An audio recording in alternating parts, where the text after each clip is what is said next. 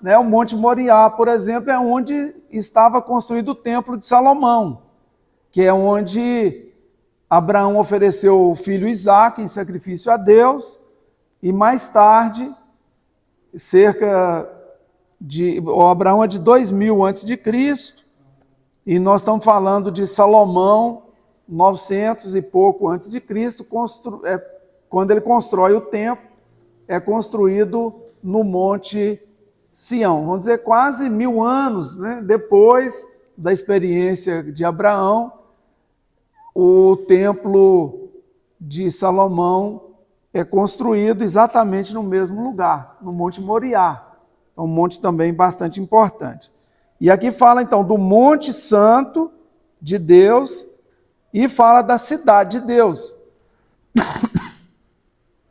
A cidade de Deus, Jerusalém, o Monte Santo, Monte Sião, Salmo 48.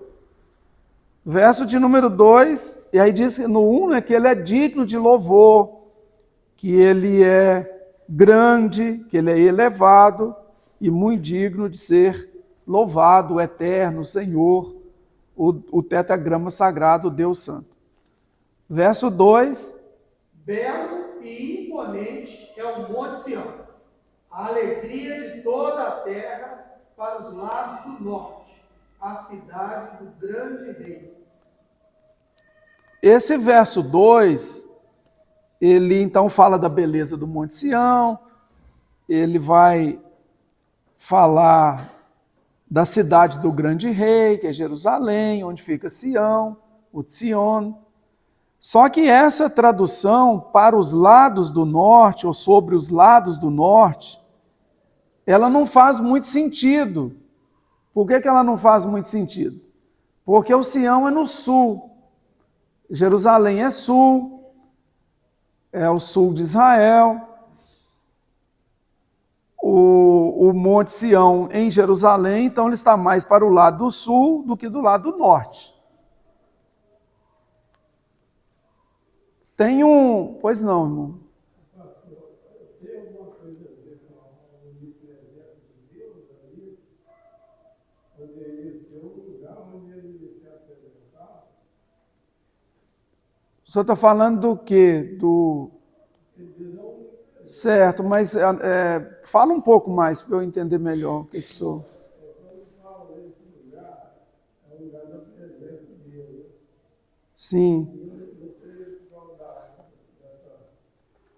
dessa presença, ele sendo presente em todo lugar.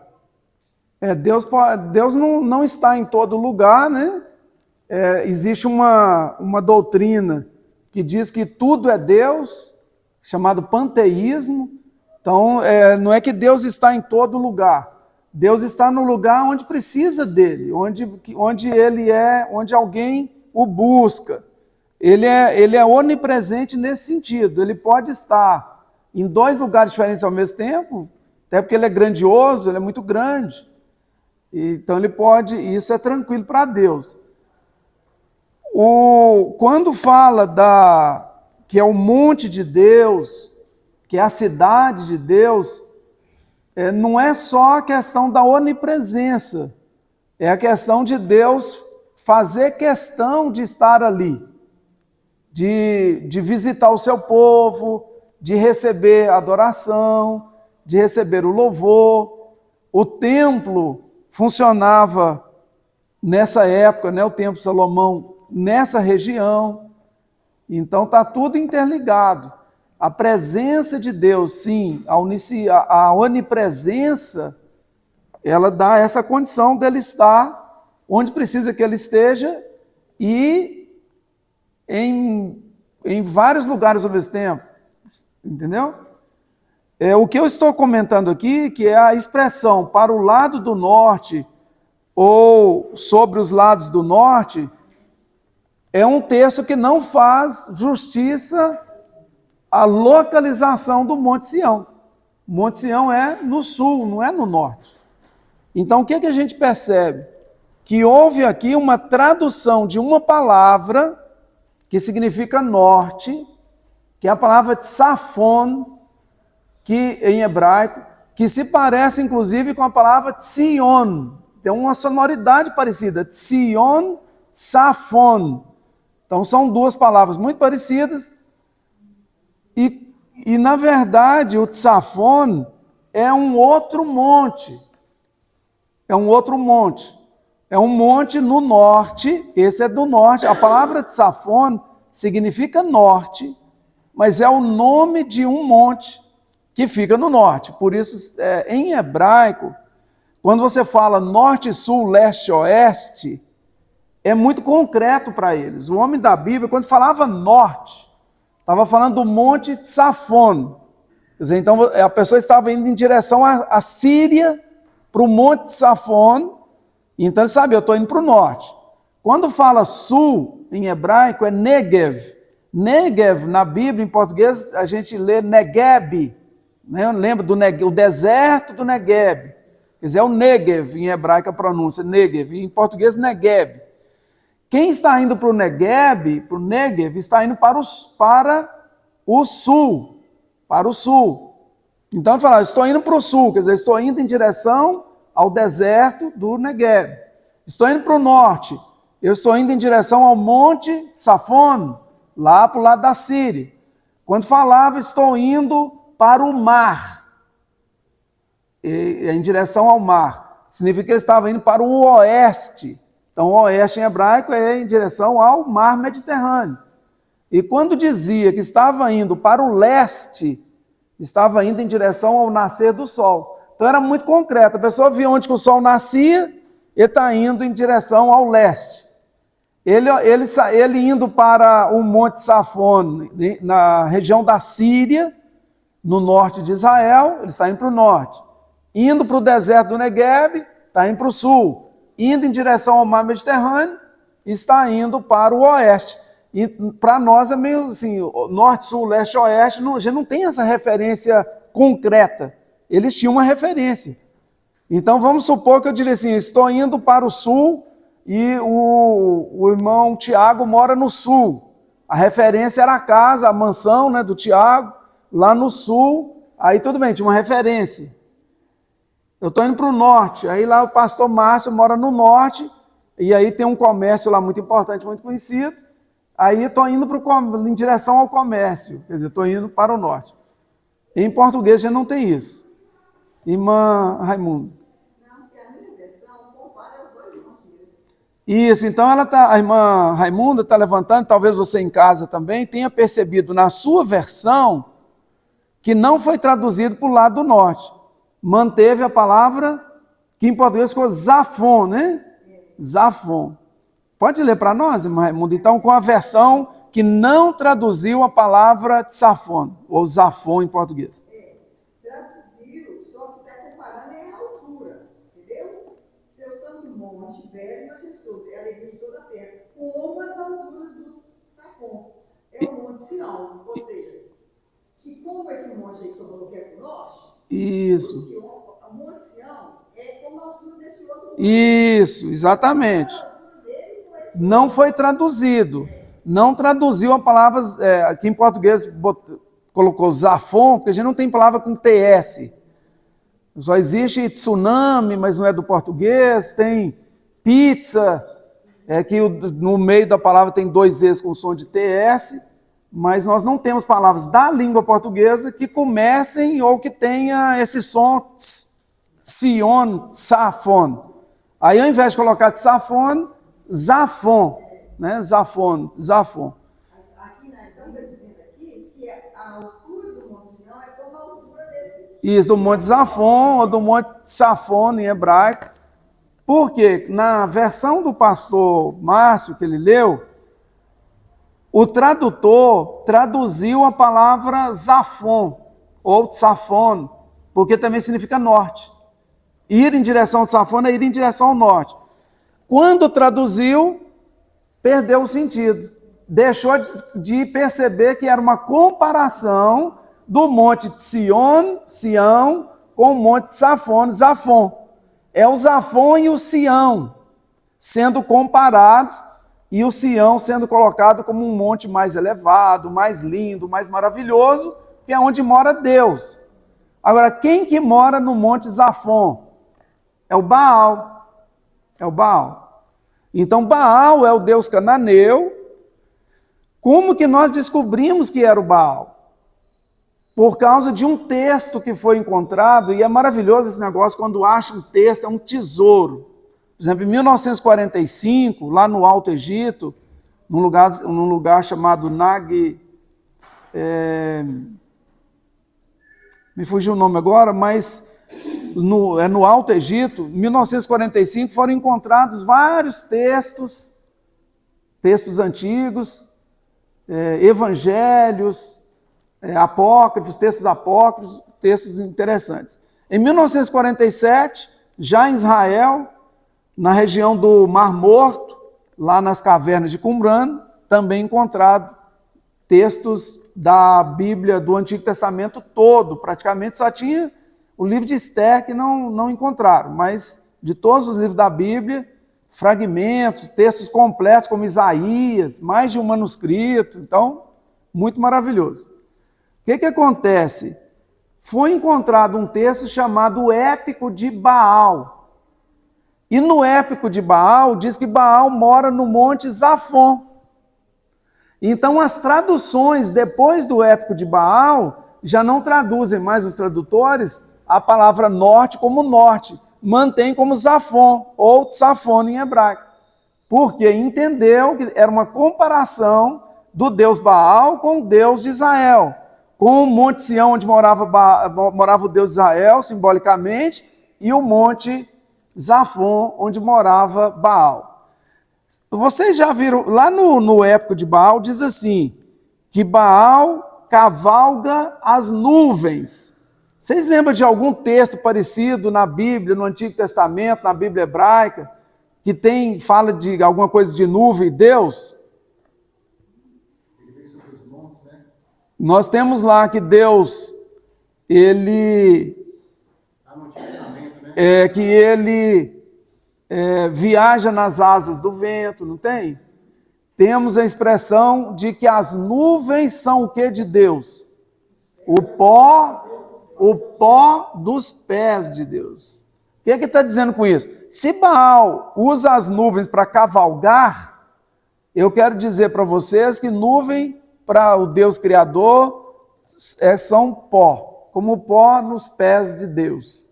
Então está dizendo que é uma forma de dizer, o Deus de Israel é superior a Baal, e se Baal cavalga as nuvens, como está no Épico de Baal, eu quero informar para vocês que nuvem para Deus é como se fosse o pó dos pés dele. Quer dizer, então Deus é superior, ok? Então, aí o verso 2 ficou resolvido, não traduzindo a palavra de Tsafon, que é norte em hebraico, manteve a palavra Zafon, aí sim, Monte Sião, Monte Zafon, e o Monte Sião, então, ele é superior. Irmão italiano.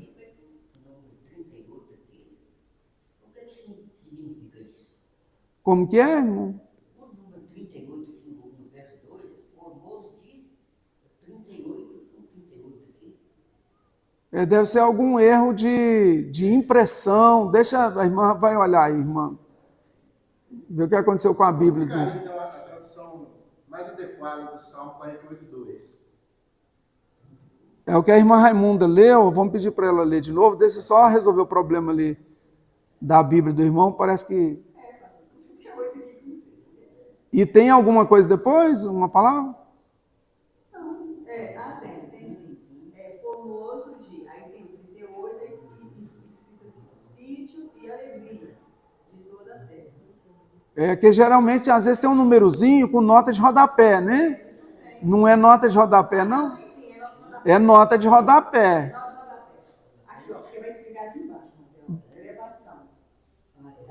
Isso, geralmente quando tem númerozinho, é para dizer, aí lá embaixo vai ter o mesmo número, com uma explicação daquele verso, daquela palavra onde está o número. Tá bom? Então isso acontece. Eu pedi à irmã Raimunda para ler novamente. Qual que é a sua versão? Você pode olhar para nós aí no início da Bíblia? Que talvez não tenha. Não dá para ler nem a... Lembra que eu falei o senhor ver aqui, dá um jeito do senhor compartilhar para mim. Foi verdade. Então pode ler o verso, não tem problema não. Eu não vou corrigir, né? 2, né? 2. Seu santo monte, belo e majestoso, é a alegria de toda a terra, como as alturas do Zafon, é o monte Sião, a cidade do grande rei. Isso, como as alturas do Zafon é o Monte Sião, só que o Monte Sião é a cidade do grande rei, aí resolveu o problema, mas isso por causa do épico de Baal. Quer dizer, um texto que muita gente consideraria como um texto que não é digno de ser lido, mas é um texto que ajuda a esclarecer a Bíblia. Porque Baal aparece o tempo todo na Bíblia, e se nós não sabemos nada de Baal, a gente pode também não entender certos textos, como esse verso 2 do Salmo 48, que era obscuro até então. Agora esclareceu. É uma comparação de dois montes, e não simplesmente uma questão de norte e sul.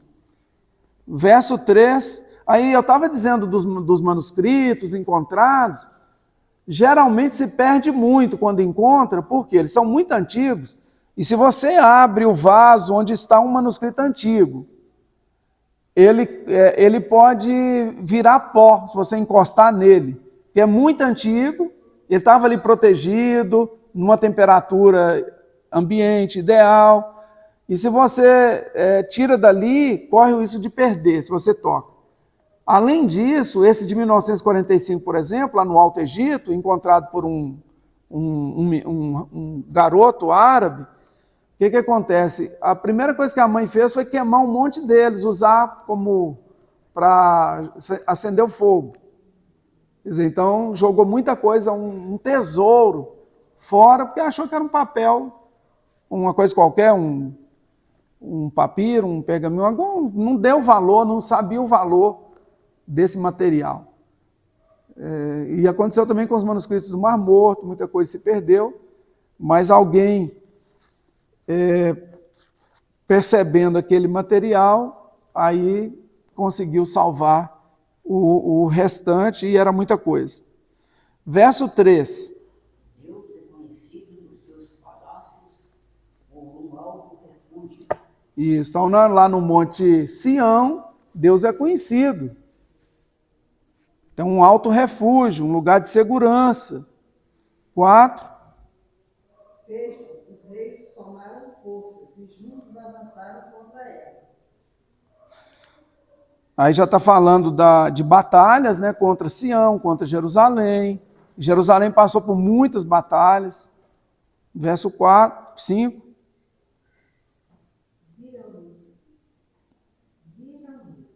No singular, né? Que muda, né? Se você botar plural, viu mais de um. Se você bota no singular, viu um só. E está falando de Deus, né? Viram e ficaram maravilhados, ficaram assombrados e se apressaram em fugir. Quer dizer, a presença de Deus ela é tão grandiosa que ela fez com que os inimigos fugissem. 6. Ali mesmo o pavor os dominou, contorceram-se como a mulher no parto.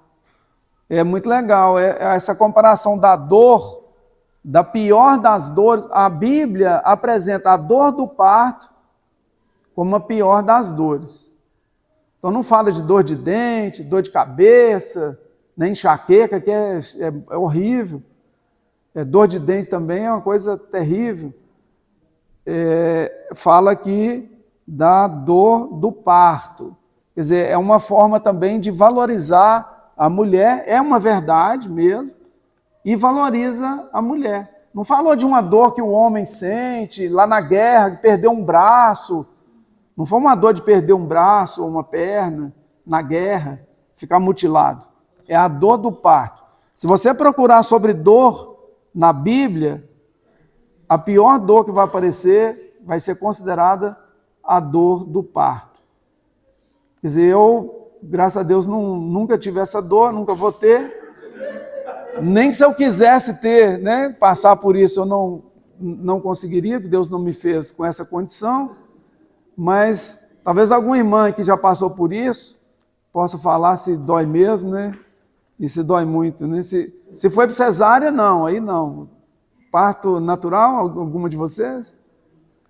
Mas nesse caso, fisicamente, né, pastor? Mas assim, como Paulo fala que estou sofrendo dores de parto, né? E usando a palavra do parto também, tá vendo? Considerando, de forma simbólica. Essa evolução que nós buscamos na vida, esse nascer de novo, né? Ele passa por uma dor de parto, né? Isso, das mudanças que você tem que enfrentar, muita coisa você tem que deixar, e às vezes você se sente realmente bastante incomodado. E aí a dor que ele apresenta também é a do parto, quer dizer, como a dor das piores que existem. Seria interessante também, não só a Bíblia fala da dor do parto, mas em alguns pontos da Bíblia, e seria uma tarefa aí para vocês, mais uma pesquisa, essa curiosidade de procurar na Bíblia, Deus se apresentando como parteira, Deus dizendo alguma coisa para o povo numa condição de parteira. Quer dizer, Deus na Bíblia se apresenta como parteira, trazer a pessoa à vida, dar vida, trazer à luz.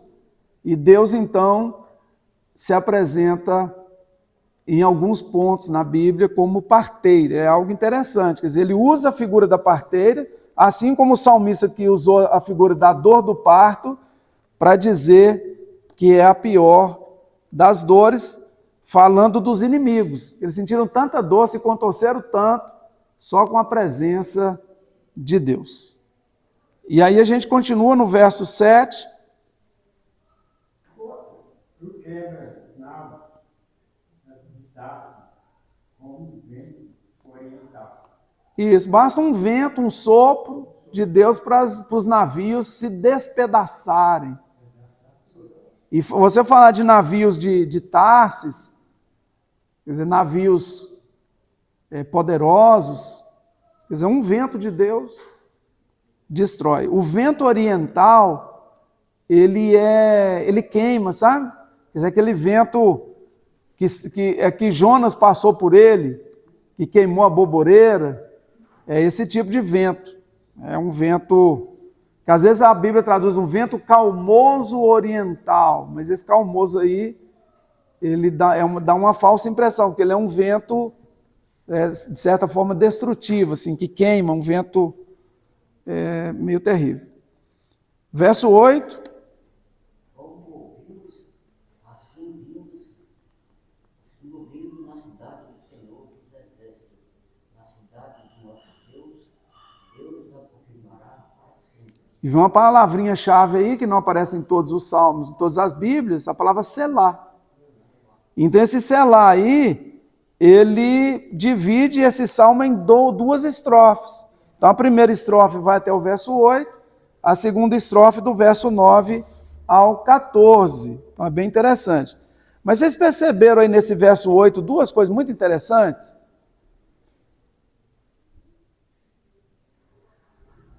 O que eles falaram de Deus? Que Deus foi, primeiro, ouvido. E depois que ele foi visto. Isso não é curioso? Dizer que Deus foi visto? Como o ouvimos, assim o vimos. Havia, segundo estudiosos da Bíblia e do livro dos Salmos, alguns salmos chamados de entronização do Eterno, do Senhor, de Javé, a entronização. Como que isso funcionava? Num culto público, nas grandes festas judaicas, especialmente na festa da expiação, do Yom Kippur, o dia do perdão, a festa da expiação, o que acontecia? O rei representava Deus numa forma teatral. Então eles cantavam e faziam o culto, e o rei, essa figura que era a figura máxima ali de autoridade entre eles, se sentava ao trono, fazia ali uma pequena procissão até o trono, se sentava e era coroado, para dizer, ele estava representando Deus como grande rei, que então, quando diz nós o vimos, pode ser uma dessas cerimônias públicas em que Deus era representado pelo rei. Quando o rei estava indisposto, geralmente indicava um profeta ou sacerdote, ou sumo sacerdote, que fazia esse papel de representar Deus no meio do povo. É como a gente faz, por exemplo, peças de Natal, por exemplo, que alguém representa o José, a Maria, alguém representa... Geralmente quem representa Jesus é um boneco, de modo geral, né? O Jesus pequenino. Então, para colocar uma criança, daria muito trabalho, né? Certamente ela choraria e tal, e o choro incomoda muita gente, né? Apesar que Jesus chorava como qualquer pessoa, o menino Jesus, mas às vezes incomoda o choro. Então a gente normalmente se usa nas encenações, e também para não colocar a criança, ela é muito pequenina, numa situação complicada, usa-se um boneco. Mas no caso aqui seria então representando Deus de forma num teatro, e por isso, como o vimos, assim o vimos na cidade do Senhor dos Exércitos, na cidade do nosso Deus. O verso 9 ao 14, vamos ver o 9, que é a segunda estrofe desse salmo. Ó Deus, em teu amor meditamos, enquanto adoramos em teu templo. Você vê que já saiu da ideia do monte Sião para o templo. Quer dizer, mudou um pouco, porque é uma segunda estrofe.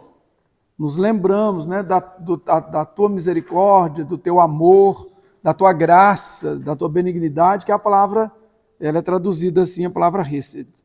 Verso 10. Como o teu nome, ó Deus, o teu louvor alcança os confins da terra, a tua mão direita está cheia de justiça.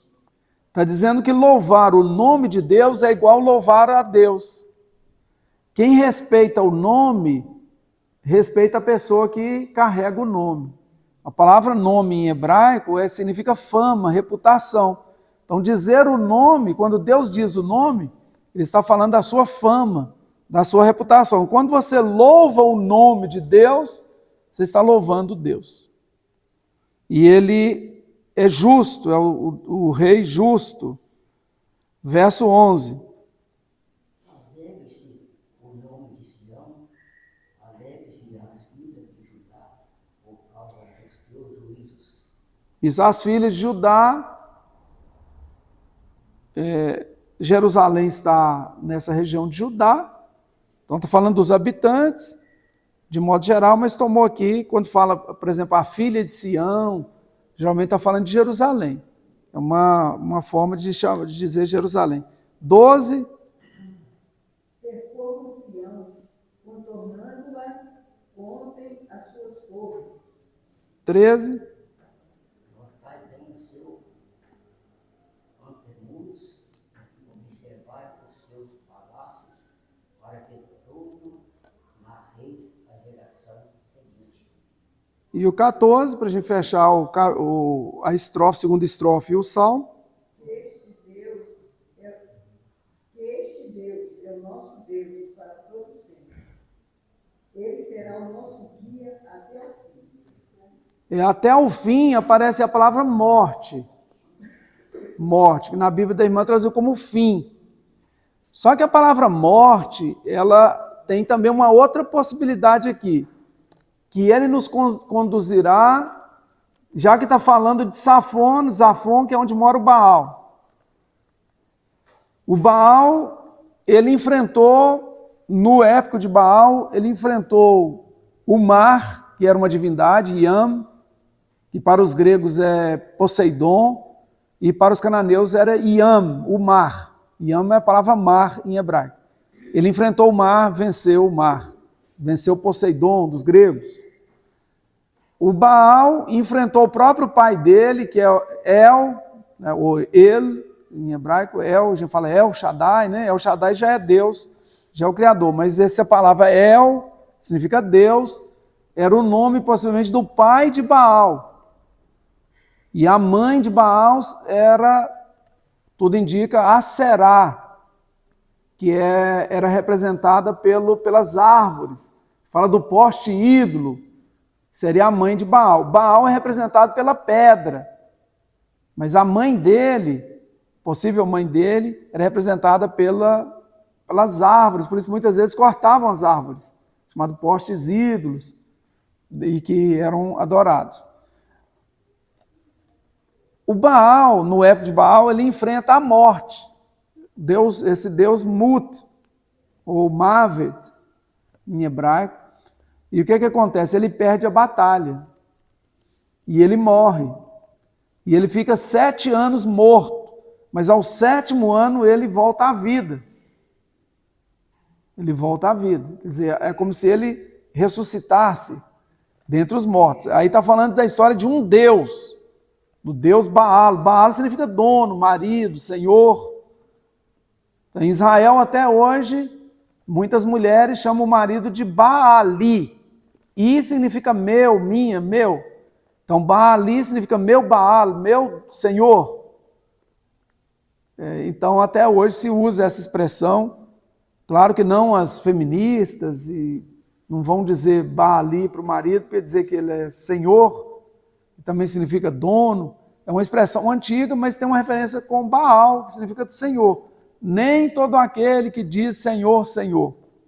Você pode falar de repente Adonai, Adonai, que é Senhor em hebraico, mas o coração está em Baal, que também é Senhor, significa Senhor também. Então você está falando em um, mas no coração está outro. Por isso que Jesus fala que nem todo aquele que diz Senhor, Senhor entrará no reino, mas aquele que faz a vontade.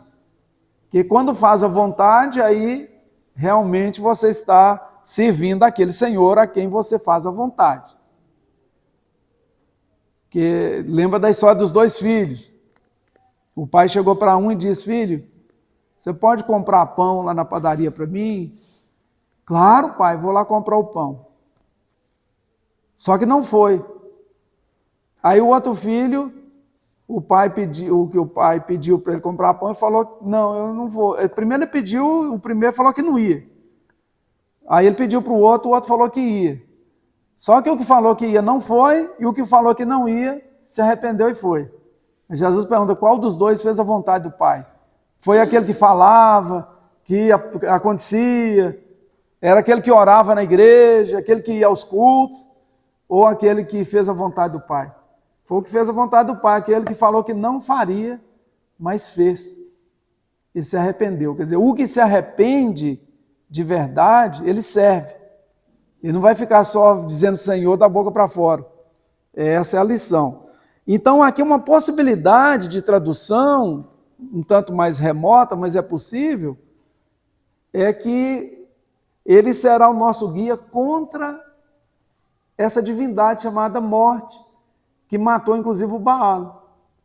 Que Deus é tão poderoso e que o Monte Sião é muito mais importante, mais elevado do que o Zafon, ou Tzafon, que Deus é muito maior que Baal e que inclusive ele é maior do que a deusa Mut, ou morte, que ele é capaz de nos vencer, nos fazer vencer, inclusive a morte, nos dando vida eterna. Então, aí não sei se você tem alguma pergunta, algum comentário ainda no Salmo 48, que é um salmo bem interessante.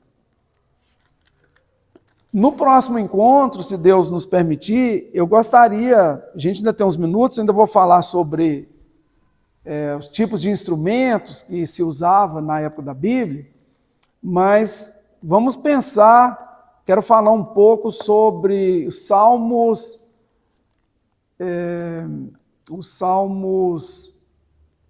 que são lamentos. Então dê uma olhada nisso, sobre lamento, como que funciona o lamento na Bíblia. Os elementos de um lamento, e vou dar exemplo de 2 salmos de lamentos, pelo menos. o próximo encontro, um salmo, um lamento individual e um lamento coletivo, e talvez fale um pouco sobre o livro das Lamentações, que é um lamento nacional, um lamento coletivo, e é um livro inteiro de lamento, de lamentação. Né? Tanto é que o livro se chama, em português, Lamentações, mas em hebraico se chama Como? Como?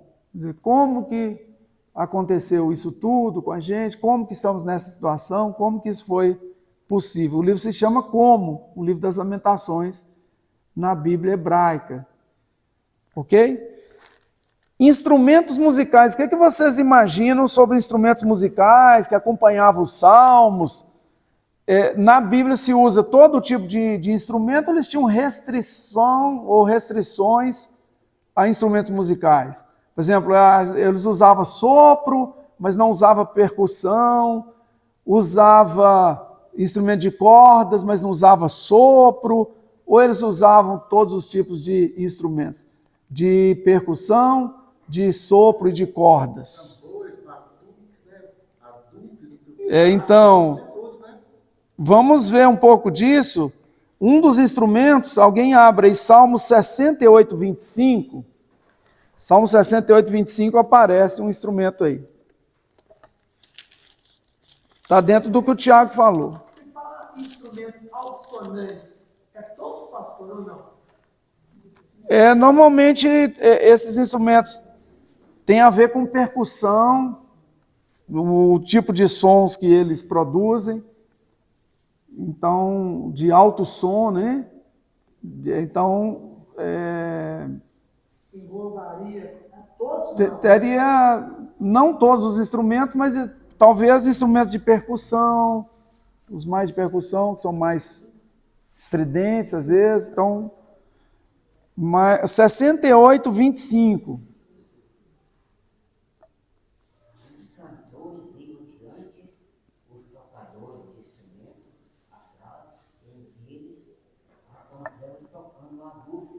Isso, a palavra aduf, que pode ser traduzida também por tambor.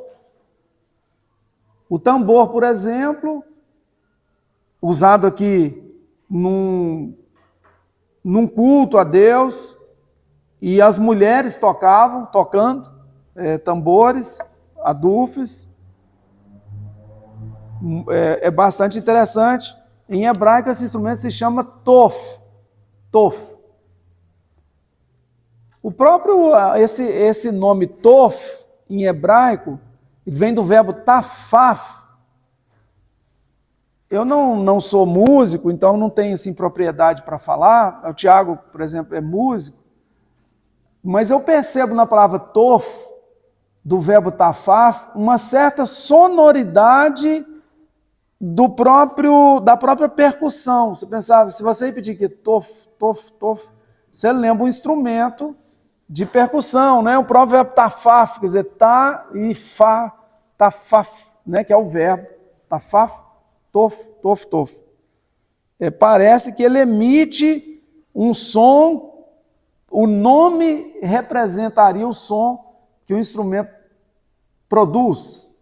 Foi uma impressão que eu tive pensando no nome hebraico, essa palavra tof. Um outro elemento, ainda de percussão, é o shalishim, shalish, mencionado em conexão com o tambor, com o aduf. 1 Samuel 18:6. 1 Samuel 18:6. Então, um instrumento chamado shalish, em hebraico, não sabemos exatamente como que é esse instrumento, porém, ele está ligado ao tambor, então é um instrumento de percussão. O que diz em 1 Samuel 18:6? Mas sucedeu que, quando eles retornavam, depois de Davi ter matado o filisteu, as mulheres de todas as cidades de Israel saíram ao encontro do rei Saul, cantando e dançando alegremente com tamboris e com instrumentos de música. Isso, esses instrumentos de música, esses shalishim, e também o tof aí, né, que são adufes, instrumentos dançando, tocando. Então, era comum as mulheres instrumentistas. Mas não eram só as mulheres. Nós vimos lá no Salmo 68, 25, os cantores iam adiante, os tocadores de instrumentos iam atrás e no meio deles as donzelas também tocando. Quer dizer, eram homens e mulheres que tocavam juntos. Não havia distinção e separação, mulheres para um lado, homens para outro, não. As mulheres e os homens tocando, os cantores à frente, os tocadores de instrumentos atrás. Entre eles, as mulheres tocando tambores, adufes, instrumentos de percussão. E aqui aparecem, então, elas tocando instrumento de percussão. Instrumento de sopro, vou dar só alguns exemplos. O mais comum é o chofar. Se a gente pega o sonzinho, show, já lembra um sopro, né? Alguns chofar. Né? O chofar é um chifre de carneiro, que para nós seria o berrante, que é o chifre de boi, que muitos usam para chamar os bois, para conduzir uma boiada. Aí eu faço a brincadeira, tem até um poema, né, que eu falo da vara de tocagado, né? A vara de tocagado. Eu termino o poema assim, a vara de tocagado. Quer dizer, a vara de tocagado, quer dizer, lá na região de onde eu vim, lá da roça, a gente fala assim mesmo, a vara de tocagado. O que é a vara de tocagado? É o ferrão, se chama ferrão, é uma vara. O meu filho ficou muito curioso, porque a gente conta as histórias, né? Uma história de duas comadres que viram o compadre, na verdade, ofendendo a esposa, sendo não só ofensas verbais, mas também físicas, e elas foram chamadas para depor, e o delegado então ouviu a primeira, e aí na linguagem delas, aí eu conto isso para os meus filhos, sempre gosta, né? O Gabriel tem 6 anos, vai fazer 6 agora em outubro, e ele gosta muito de ouvir a história, e ele ficou curioso o que era a vara de tocagado, né?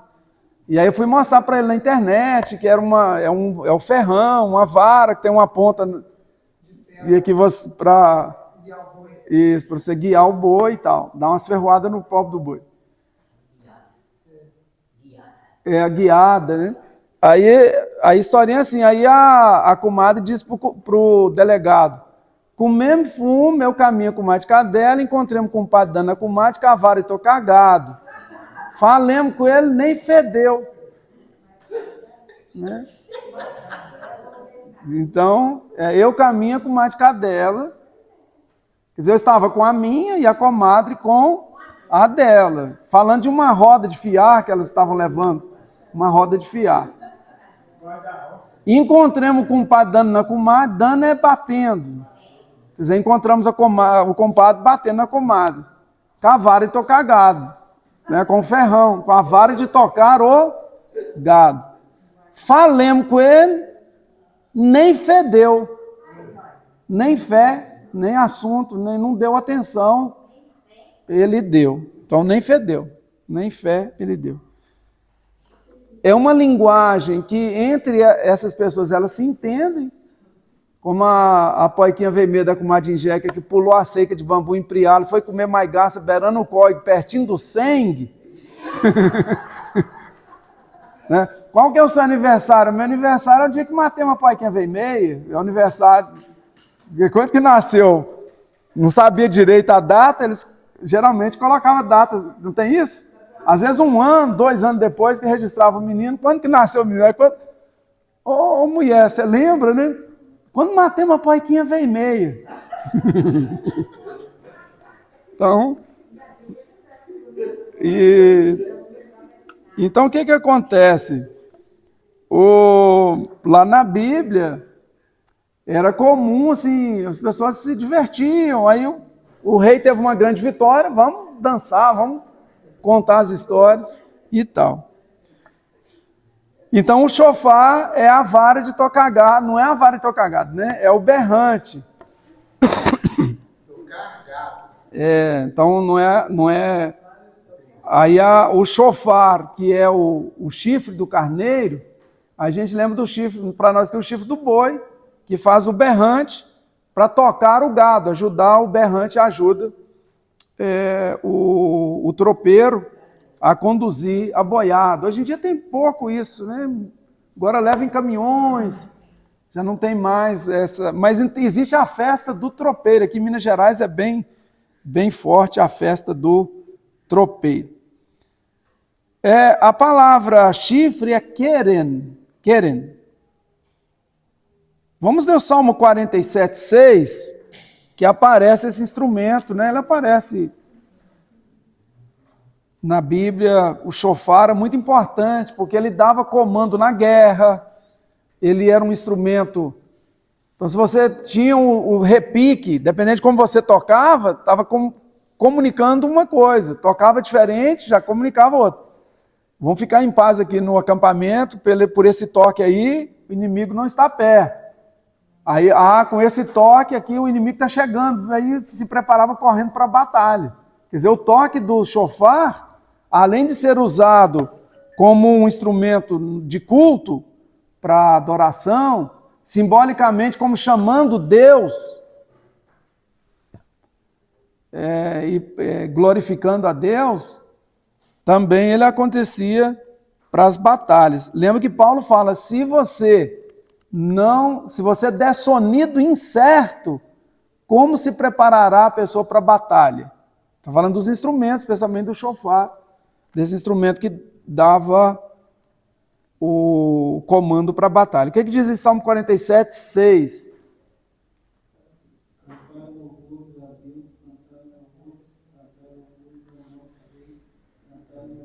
Isso seria o 5 em português, 6 em hebraico.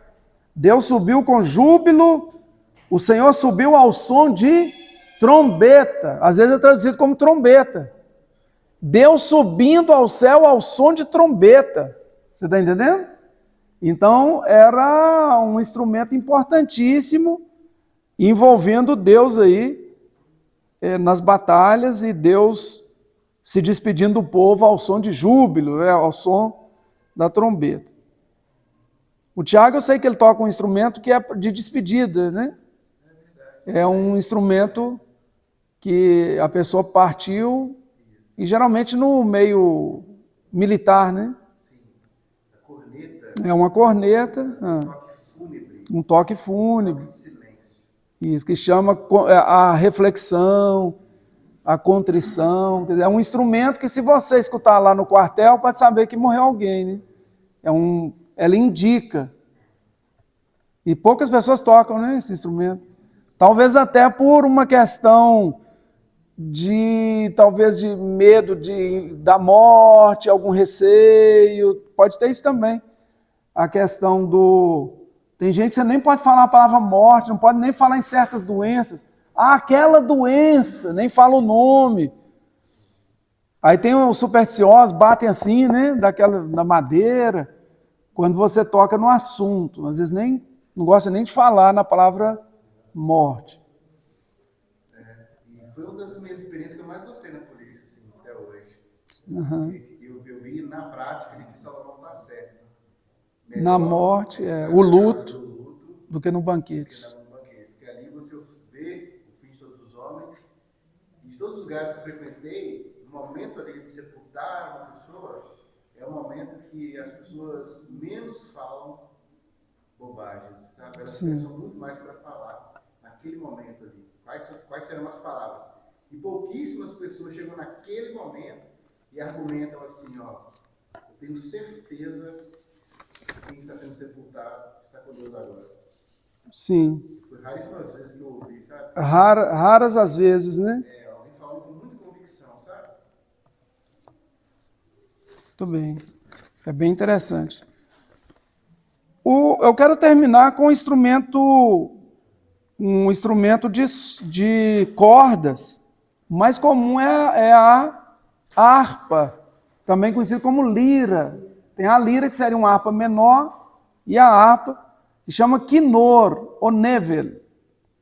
Quinor é o nome do mar da Galileia. Ele é chamado em hebraico de Kinneret. A palavra Quinor, Kinneret. Porque ele se parece com uma harpa. Quem olha o mar de cima, o lago, chamado de Lago de Genezaré, apelidado também de mar, né? Mar da Galileia, ele tem uma forma de harpa. Ele lembra uma harpa, uma lira. Salmo 153, para a gente terminar nosso estudo de hoje. E venham preparados para a gente falar um pouco sobre lamento. Salmos de lamento. Seria até interessante, Thiago, eu não sei se você tem um instrumento. Eu não tenho mais. Ah, você não tem mais. E talvez não sei se pode ser tocado fora do ambiente militar. Então eu ia te pedir para trazer um toque dele aqui para a gente. Salmo 153. 153.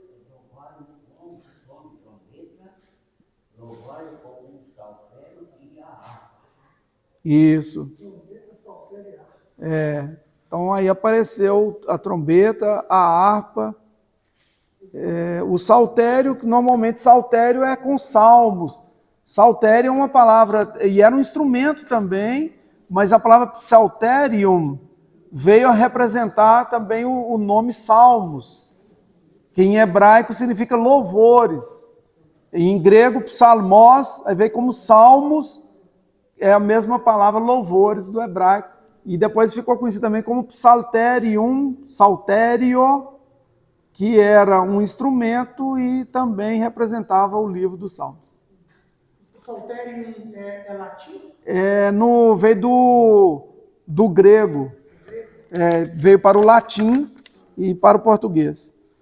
Então nós terminamos por aqui. Muito obrigado a sua participação. Depois eu já desvendei a brincadeira historinha, né, e mostrei para o meu filho o ferrão. Aí ele falou, e tal, não conhecia. Interessante. E ele achava interessante por causa da maneira de falar dessa historinha lá da roça. Você vê que maus tratos, né, entre casais é muito antigo. É uma história muito antiga. Infelizmente, a opressão especialmente contra a mulher, ela é antiga. De marido, se achar no direito de bater na mulher, namorados. Então, infelizmente, temos que lutar. Isso acontece ainda e muito, e precisamos lutar contra isso. Na historinha lá, o delegado ficou sem saber o que fazer, que ele não entendeu nada, que as donas, o testemunho, né? E aí o compadre acabou saindo ileso, não foi preso, porque não teve como, ele não entendeu nada. Mas nós não devemos nos calar.